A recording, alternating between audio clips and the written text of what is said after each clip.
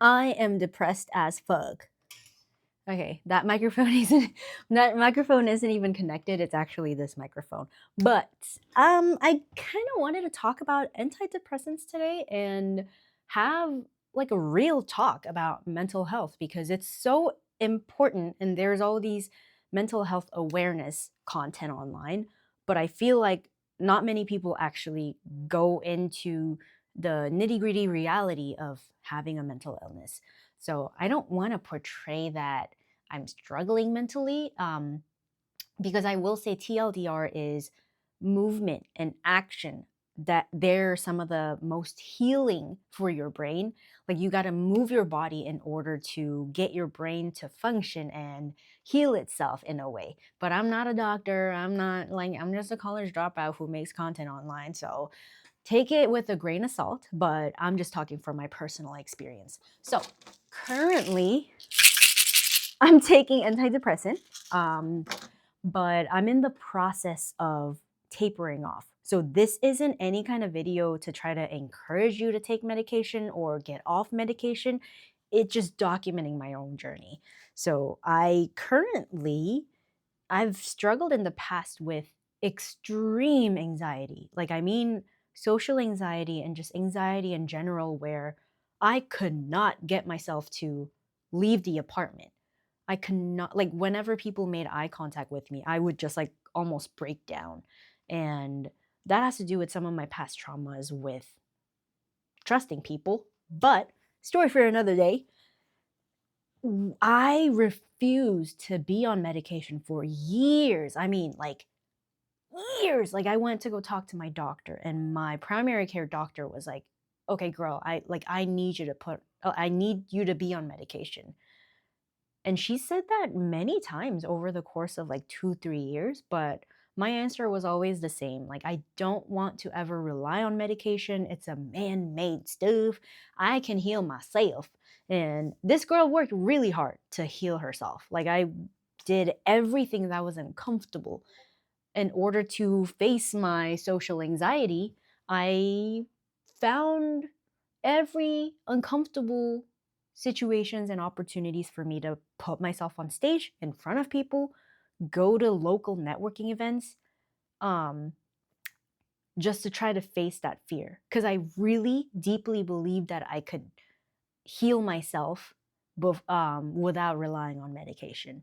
And you absolutely can. It's just going to be a longer and more painful journey, but you absolutely can. And to share a story, how I would actually go to those networking events, because if you're anything like me, you identify as an introvert and you do not like networking events where like you have to constantly have small talk over small talk after one another, and then pass out a business card and take a bunch that you're probably never going to look at or reach out to. So if you resonate with that, you're very similar to me. But I would force myself to go to as many networking events in the local area and take like a stack of my business cards. That's back when I had my own marketing agency.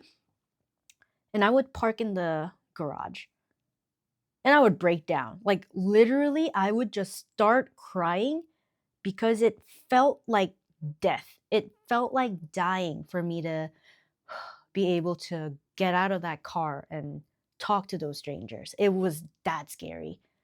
So I would cry for exactly 15 minutes. I remember because I would set a timer with Siri for 15 minutes.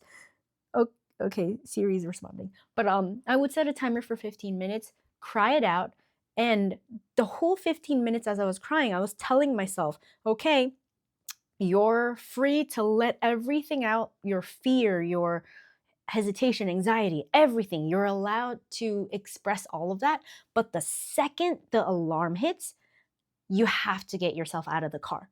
And that's it. The second you get yourself out of the car, you can go home. That's your goal accomplished. And that's it. That's all I would think about. Just getting myself out of the car, out of the car. And after the 15 minutes, I would get myself out of the car. And the second I get out of the car, I would tell myself, "Girl, you got yourself out of the car. You didn't die. So how about you at least walk over to the where the networking event is, and the second you get there, you can go home." So you get the point, right? I would walk over to the networking event, and then when I achieved that, I'd be like, "Hey, you got to the location, you didn't die. How about you talk to one person? You don't have to do anything, you just say hi, and as soon as that person says hi back, you can go home." And then you start saying hi, and you realize, "Oh, you can have a conversation and it's not killing you." So you have the conversation. And as soon as the conversation went on, my goal would be give one person your business card, and after that you can go home. So you get the point. After I give one business card, my brain would be like, "You know what? Let's give it to 3 people, 5 people, 10 people. Oh man, we went through half of the business cards. How about we just give everything?" And as soon as you're done passing them out, then you can go home. So that's how I would get through the process, like literally one step at a time, not even like half of a step at a time, and then release that pressure of, okay, I'm in the